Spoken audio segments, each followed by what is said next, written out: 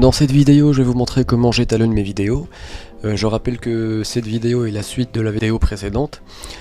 Comment régler son appareil Sony Alpha pour avoir un rendu similaire à celui que vous allez voir aujourd'hui.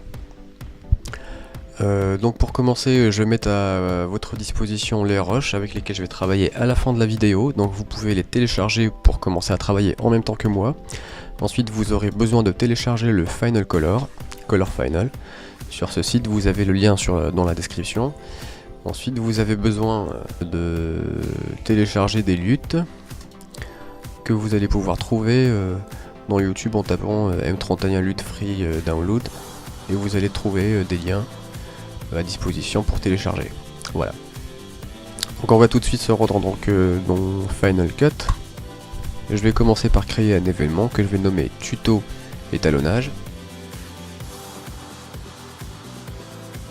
Dans ce projet, je serai en 1080p et en 25 images. Donc je clique sur OK. Je m'aperçois que mon événement se crée à gauche. Je clique dessus et j'ai dedans un projet que je vais nommer aussi tuto étalonnage. Je vais par la suite importer mes rushs.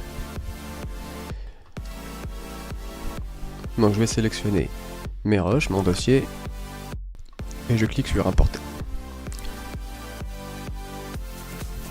Donc je vois que mes rushs sont dans mes événements. Je vais les sélectionner et je vais les insérer dans mon projet. Voilà, donc j'ai 5 plans, un plan de nuit, un deuxième serré, un plan dans une vitrine de magasin de masques, un deuxième et un troisième filmé en plein jour avec un ciel bien bleu. Donc pour commencer, je vais afficher l'inspecteur, je vais aller dans mes effets, je vais chercher le letterbox pour appliquer une bande noire en haut et en bas. Ça s'appelle letterbox, c'est inclus dans Final Cut. Je clique 2 fois dessus. Donc j'ai plusieurs propositions pour l'aspect ratio. J'ai le 1,85, le 2,35 qui est utilisé au cinéma. Donc moi aujourd'hui, je vais rester sur le 1,85 parce que j'ai besoin des 2 bandes noires moins envahissantes, on va dire, que je vais pouvoir augmenter ou rétrécir. Donc je vais rester à 7,5. J'ai la possibilité aussi de remonter mon plan ou de le descendre afin de l'ajuster. Donc du coup je vais appliquer maintenant le letterbox sur l'ensemble des plans qui restent, en les appliquant un par un sur chaque plan, ou en faisant Alt Commande C pour copier. Ensuite je vais sélectionner mes plans et je fais Shift Commande V, et là j'ai les effets que j'ai attribués à mon plan et que je veux copier dans les autres plans. Donc je vais choisir uniquement pour l'instant le letterbox. Je fais coller et l'effet est immédiatement appliqué aux autres plans. Voilà, maintenant on va commencer l'étalonnage.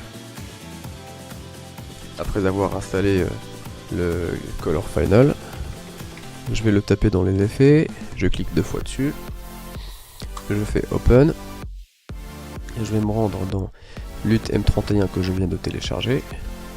J'ai 2 possibilités, le log ou le rec. Je vais choisir le rec et je fais appliquer. Voilà. Donc ma vidéo est étalonnée. Sauf que là j'ai plus de choix.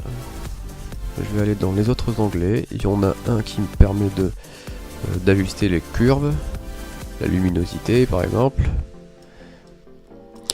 Je peux aussi augmenter la saturation.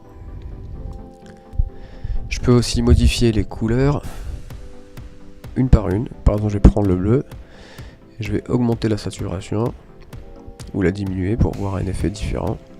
La luminosité, ça va me donner un peu plus de bleu, et la U.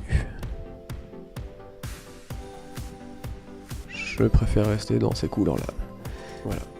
Là je trouve que le plan est bien étalonné. Je vais passer à mon deuxième rush. J'aurais pu faire copier-coller, sauf que là c'est un plan de jour et là c'est un plan de nuit. Donc du coup je vais faire un effet pour ce plan là, l'appliquer sur le reste des plans. Donc je vais faire pareil, Color Final. J'appuie sur Open, Cube, M31, le Rec 709, et voilà. Je peux ajuster l'opacité ici, en la diminuant par exemple à 80, c'est mieux.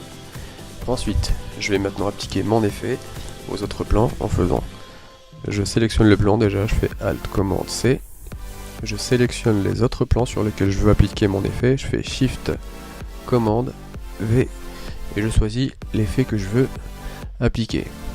Dans ce cas là c'est le Color Final et je fais coller. Et le travail est fait. Voilà. Si jamais j'ai des ajustements à faire, je peux intervenir. Je peux augmenter là pour aller jusqu'à 100%. Ici c'est pareil. Je peux aussi créer des vignettes.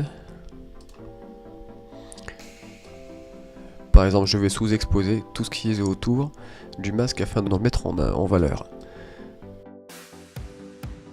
J'appuie sur correction.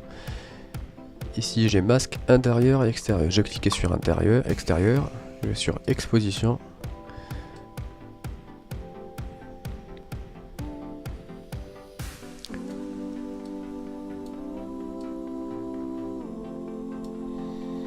Voilà.